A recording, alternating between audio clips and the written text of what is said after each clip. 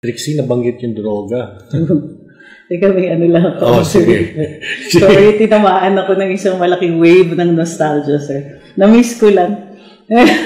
Na-miss ko lang yung mga cabinet meetings niya na naka-televise. Tapos naririnig namin yung mga ganyan. Diba? Yung mga ganong order. Call to order. Sorry.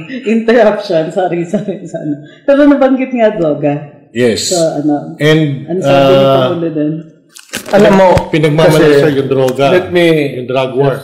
Interrupt you. Bastos man pakinggan, undignified man for a president to do it. Pero ang kapital mo dyan, puto ina lang. Puto ina ninyo, nagtatrabaho ba kayo? Puto ninyo, pag hindi ninyo sabi, mga puto na kayo, sabihin ninyo, kasi magdala ako ng tao, o maipapalit ako sa inyo. Mga puto na kayo. Yan. Tapos ang istorya. Kung wala kang puto na, magtrabaho kayo dyan, sabihin mo naman ng presidente, magtrabaho lang kayo dyan.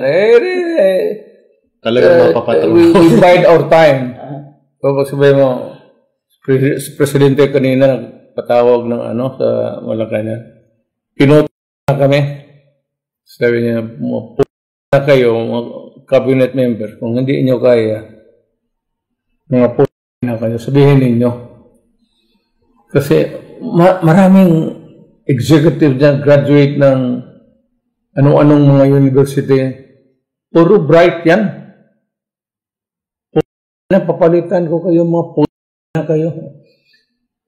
Yun ang kapital mo. Pag hindi ka marunong, undignified nga, hindi maganda pakinggan, not suited for a president.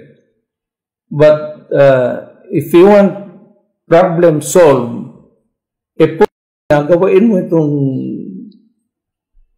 style na ito kasi alam nila pag po na kayo, galit ka.